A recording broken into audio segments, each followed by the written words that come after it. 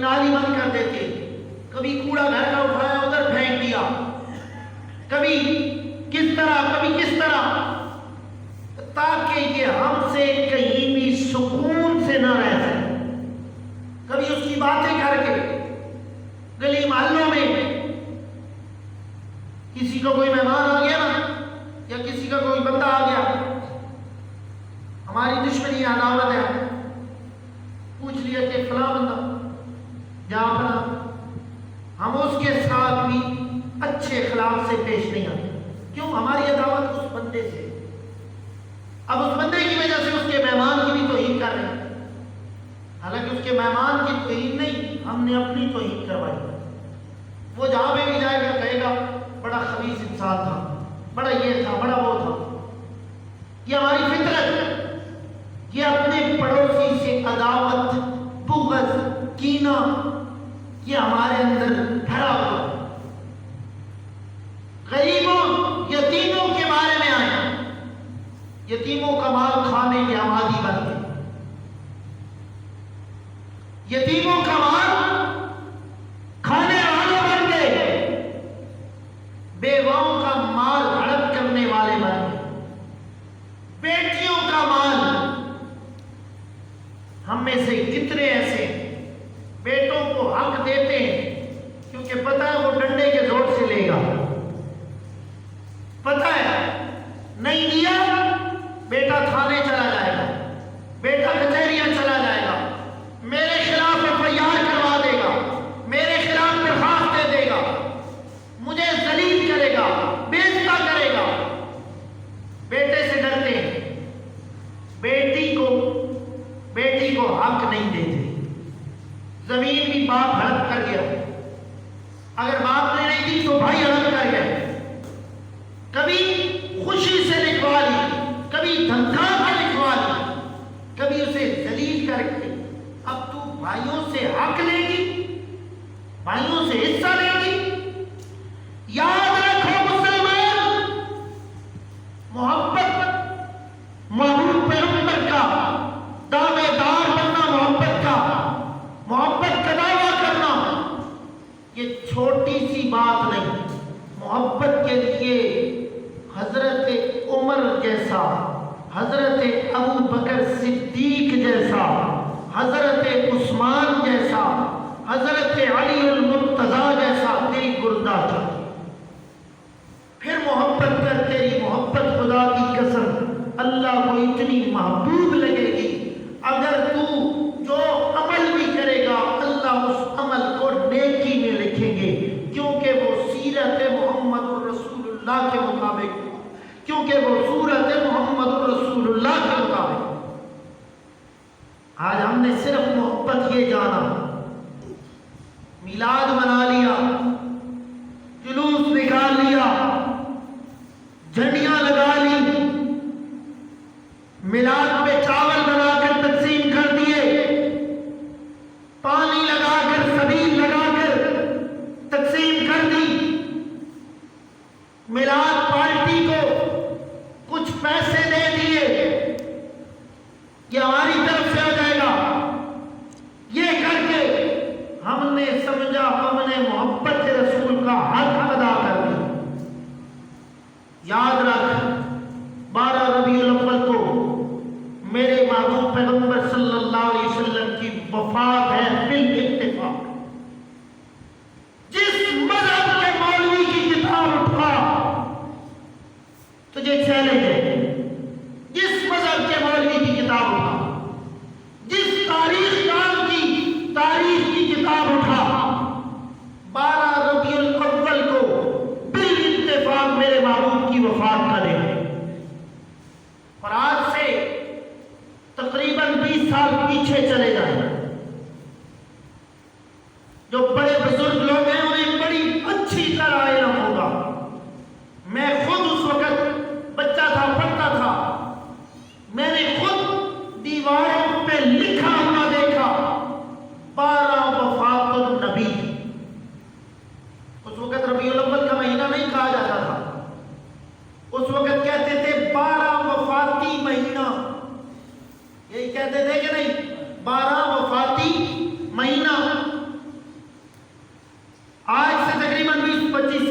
پیچھے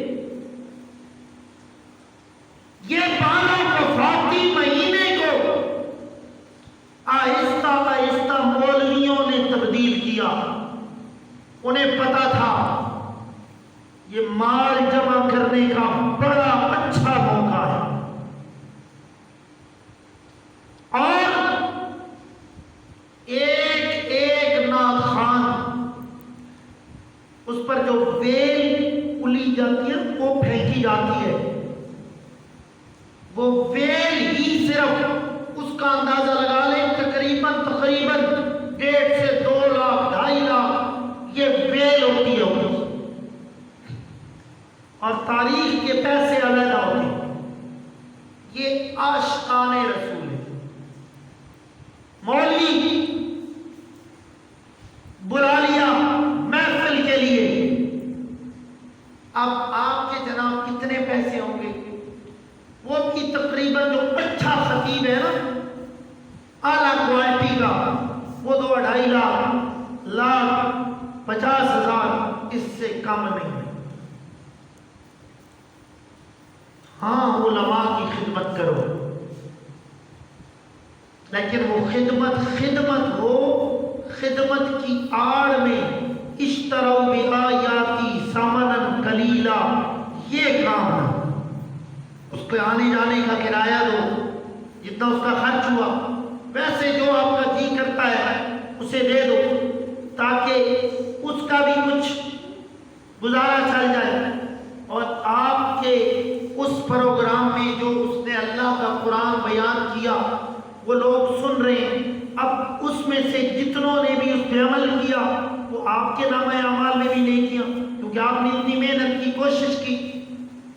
لیکن اگر صرف یہی ہو بھائی نعت خوان منگا کے عاشقان رسول کا لیبل لگوا لیا، انہوں نے آ کر کیا کیا، پورے آج کل تو یہ نعت خوان بھی ڈانسروں سے کم نہیں، اتنا تو ڈانسر جو ہے نا وہ نہیں ڈانس کرتا اسٹیج پہ جتنا یہ نعت کی آڑ میں. انہیں پتا ہے اگر یہ نہ کروں تو مجھے پیسے نہیں ملیں، اسے بخوبی علم. وہ پھر مائک ہاتھ میں لے کر دف بھی ساتھ ساتھ چل رہا ہے. آپ علیہ السلام مدینہ منورہ میں ہیں، بچیاں دف بجا رہی ہیں. حضرت ابوبکر صدیق آئے، بچیاں بجا رہی ہیں.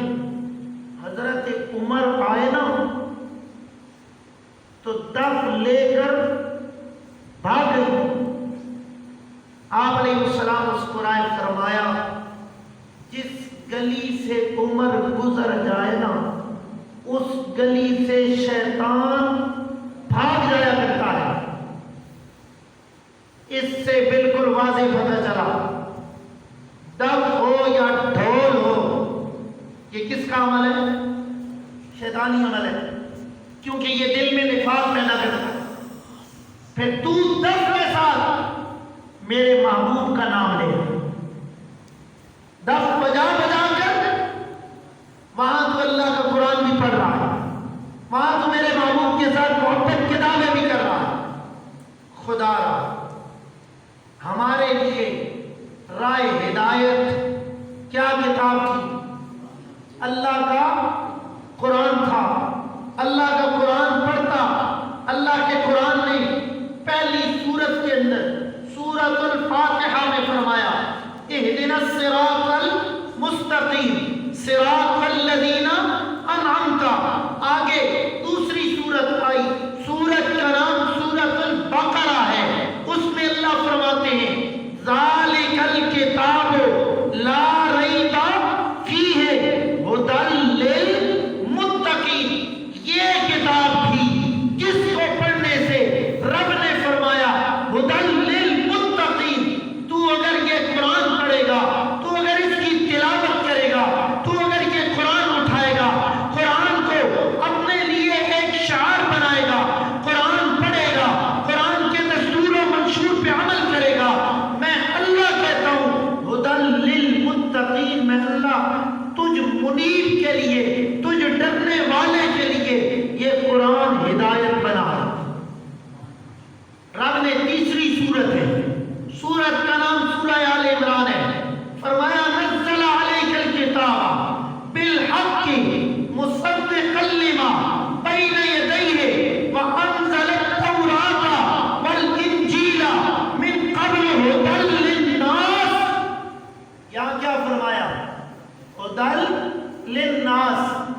یہاں صرف مسلمانوں کو نہیں مخاطب ہوا، سارے انسانوں کو کہا۔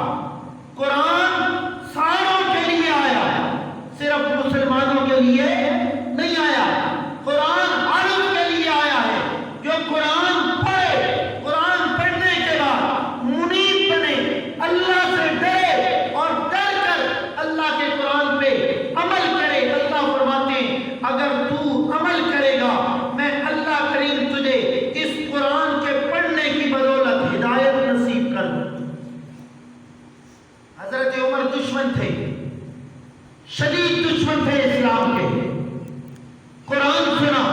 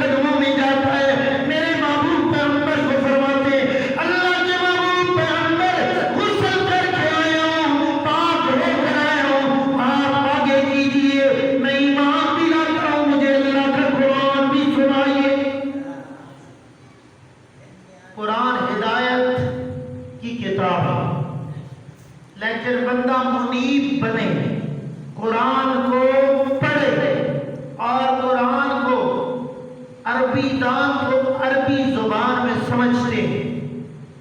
ہم عربی دان نہیں ہیں، ہمیں عربی سمجھ نہیں آتی۔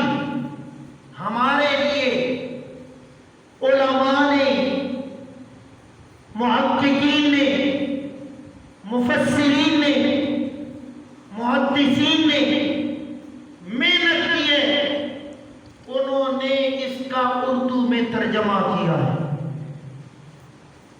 آج کل تو ہر زبان میں ترجمہ مل جاتا ہے، ہر زبان میں۔ قرآن کو پڑھنا ہے نا، قرآن کھول، ترجمے والا قرآن لے، تفسیر نہ پڑھ لیجیے۔ قرآن پڑھنے کا، ترجمہ پڑھنے کا آسان طریقہ بتاؤ۔ قرآن ترجمے والا جو بھی ہوگا، جس مسلک کا بھی ہوگا،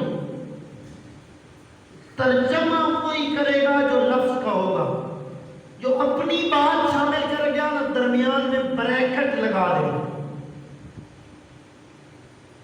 نام نہیں لیتا۔ ایک قرآن کا ترجمہ کرنے والے نے لکھا یا ایھا النبیو، اب یہاں مانا تھا اے نبی محترم صلی اللہ علیہ وسلم، اس نے لکھا اے غیب کی خبریں دینے والے نبی۔ اب اس سے پوچھو، یہاں غیب کا لفظ عربی زبان کا ہی ہے۔ انک انت علام الغیوب قل لا اقول لكم عندي خزائن الله ولا اعلم الغیب، یہ غیب عربی کا لفظ ہے۔ اس سے کہو یا مولوی صاحب ہاتھ جوڑ کے گزارش ہے، قرآن میں ٹھیک ہے لفظ آیا یا ایھا النبیو، ہم مانتے ہیں، مہربانی فرما کر یہ یا ایھا النبیو اس کا ساری لغات اٹھا کر، ساروں کی لغاتیں اٹھا کر یہ معنی دکھا کہ یا ایھا النبیو، اے غیب کی خبریں دینے والے نبی، یہ ترجمہ دکھا۔ وہاں سامنے آ جائے گی بات. ترجمہ آپ صرف ترجمہ پڑھیں. جس بھی مذہب کا ہو وہاں بریکٹ لگی ہوگی جو وہ اپنی طرف سے ایڈ کرے گا. اسے پتہ ہے اگر جواب دینا پڑے نا، کیونکہ قرآن کے ترجمے میں ہیری پھیری کرنے والوں کو پھر جواب دینا پڑتا ہے. اب بریکٹ لگاتا ہے نا تو وہ پھر کہہ دیتا ہے یہ میرا اپنا ہے، یہ ترجمہ نہیں ہے، یہ درمیان میں نے بریکٹ لگا دیے، اس کی آگے تشریح کر دی ہے. آپ بریکٹ چھوڑ دیں، ترجمہ پڑھیں. ترجمہ پڑھیں گے قرآن کا آپ کو اصل عقیدے کی پہچان ہو جائے گی. سب پتہ چل جائے گا قرآن کیا کہتا ہے. ساروں سے موڑ کر ایک رب سے جوڑتا ہے. ساروں سے توڑنی پڑتی ہے، ایک رب سے جوڑنی پڑتی ہے. ساروں سے اللہ نے پھر اس کی بھی وضاحت کر دی. مطلب کوئی بھلیکھے میں رہے، کوئی اس دھوکے میں رہے کہ ساروں سے مراد تو یہاں بت ہیں جی، کیونکہ پہلے لوگ بتوں کی پوجا کرتے تھے اور بتوں کو اپنی عبادات اور نیازات کے لائق سمجھتے تھے. من دون اللہ سے تو مراد بت ہیں. 2 منٹ کے لیے مان لیا بت ہیں، چلو بتوں کی پوجا کرتے تھے.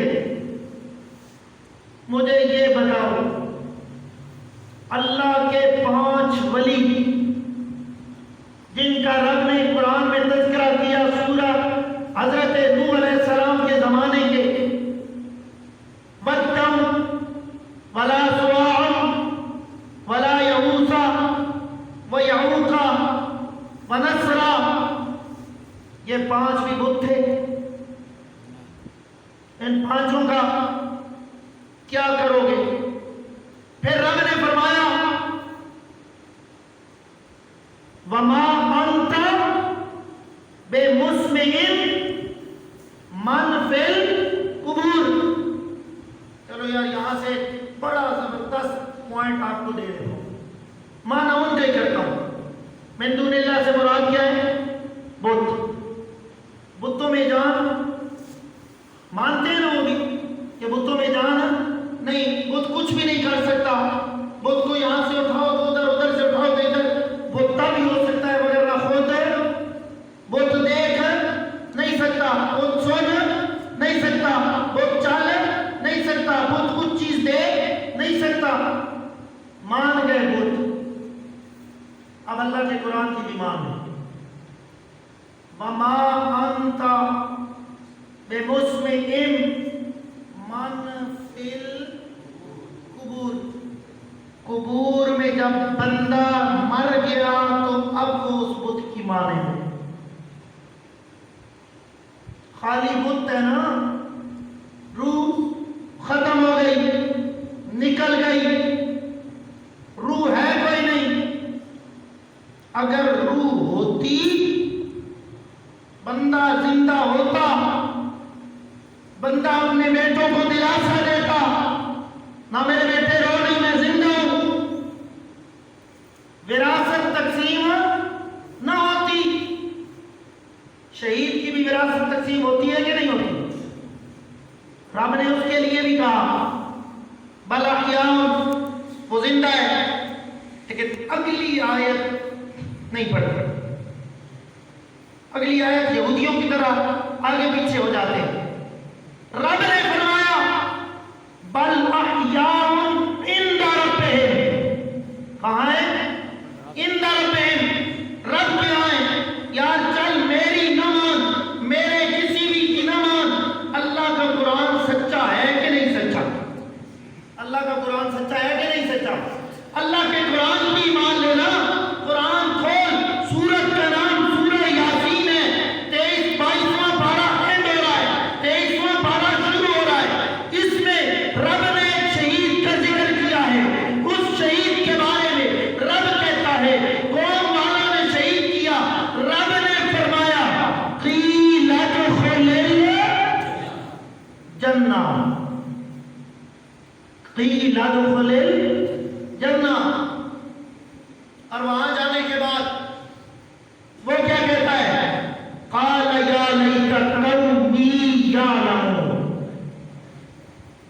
اگر کوئی کام کر سکتا ہو نا، وہ یوں نہیں کہتا کاش میں یہ کر سکتا، وہ کر کے دکھاتا ہے۔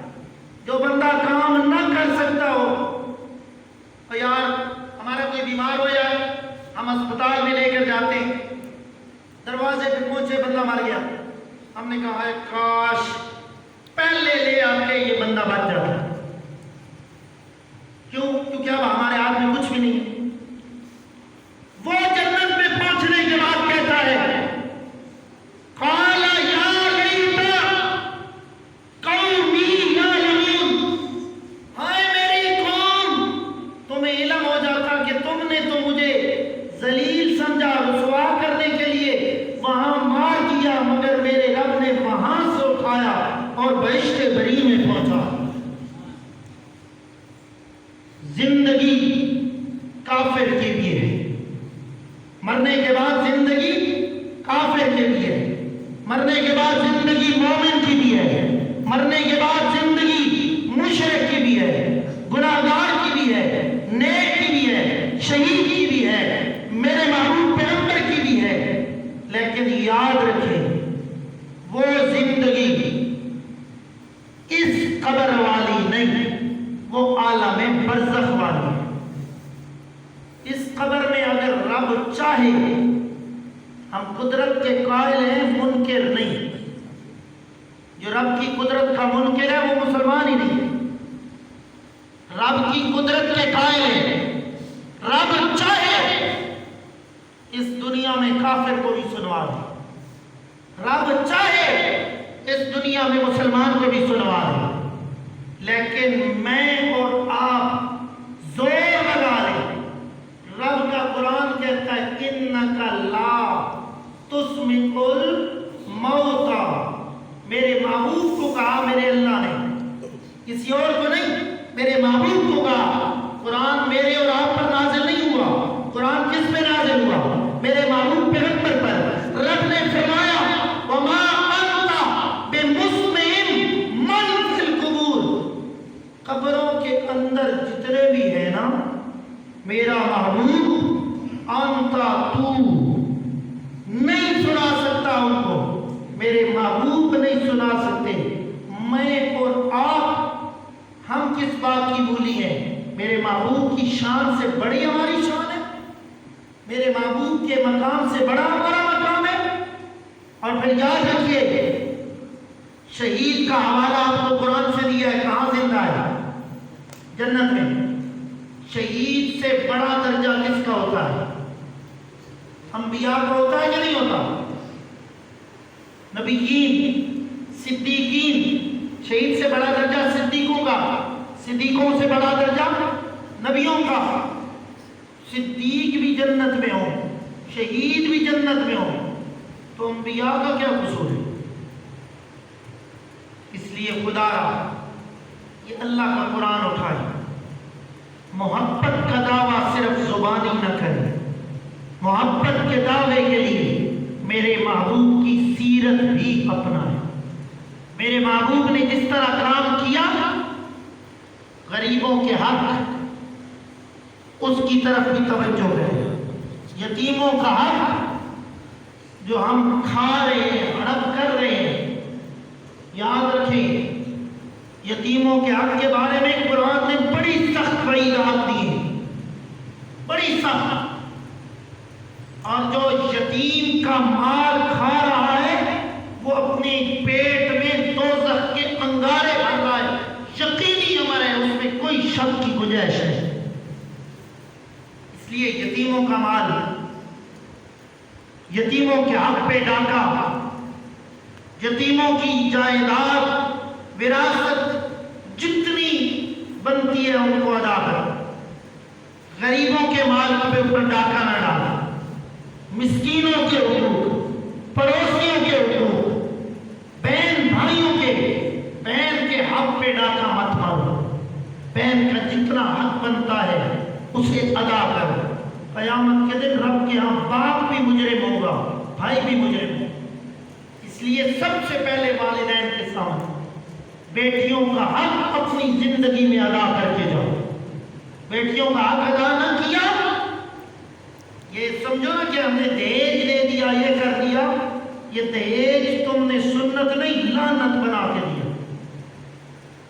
میرے محبوب کی سنت نہیں ہے یہ دہیج، یہ تو ہمیں یہود و نصارہ نے ایسا جکڑ دیا نا کہ بھائی جی فرنیچر بھی، سونا بھی، زیورات بھی، سارا کچھ دو گے بیٹی کے لیے۔ باپ جب شروع اولاد پیدا ہوتی ہے نا تب سے وہ بیچارہ ٹینشن میں ہے کہ میں نے بیٹی کو بیاہ کرنا ہے، بیٹی کا بیاہ کرنا ہے، اس کے لیے جمع کر رہا ہے، سارا کچھ بیچ ڈالا، شادی ہوئی تو باپ سڑک پہ آ گیا۔ کیوں؟ کہ بیٹی کی شادی کی ہے اور پھر لوگوں سے ادھار لے رہا ہے، منتیں کر رہا ہے، یار بیٹی کو بھی آنا ہے، مہربانی کر تھوڑے سے پیسے دے دے، فرنیچر دینا ہے۔ اوے اللہ کے بندے، ایک چارپائی کتنی مہنگی ہوگی؟ یہ تیرے بیڈ بڈ ادھر ہی ادھر رہ جائیں، سارا کچھ ملیامنٹ ہو جائے گا، صرف ایک 6 فٹ کا ٹکڑا جو ہے نا یہ ملے گا۔ چھوڑ ان ساری لعنتوں کو، مسلمان ہے تو سنت محمد الرسول اللہ مر مٹ جا۔ خدا کی قسم تو سنت کا خیال رکھے گا، رب تیری عزتوں کا خیال رکھے گا۔ تو جتنا مرضی دہیج دے دے، اور پھر نکاح ہونے لگا ہے، میں تجی 5 لاکھ روپیہ لکھے سا تاں بیٹی دے سا، تو بیٹی بیچنا پہ آن کے سنت پہ ادا کرے ہیں، بیٹی کا ریٹ لگا رہا ہے یا ایک سنت کی ادائیگی کے لیے یہ سارا کام کر رہا ہے؟ کیسا مسلمان ہے؟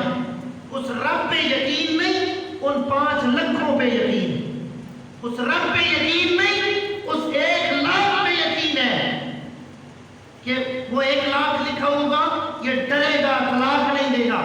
بالفرض خدا نہ کرے تیرا 10 لاکھ لکھا ہوا ہو، 20 لاکھ لکھا ہوا ہو، وہ طلاق دے دے، وہ کہے میں پیسے نہیں دیتا، تجھے بیٹی کو جج کے سامنے پیش کرنا پڑے گا نہیں کرنا پڑے گا؟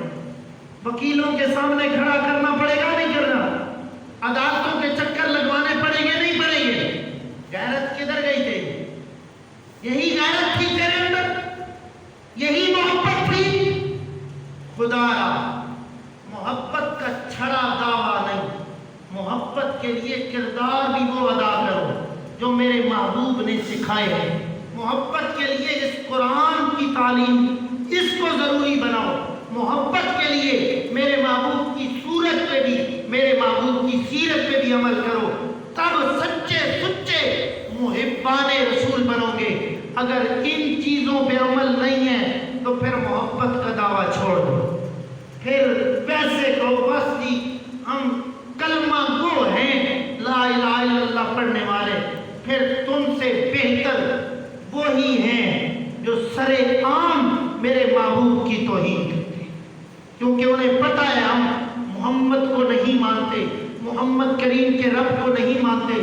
تم تو میرے محمد کریم کو مان کر پھر اس کے اسلام میں گڑبڑ کر، یہ اسلام کو مان کر اسلام میں گڑبڑ کرنے والا یہ اسلام کا سب سے بڑا دشمن۔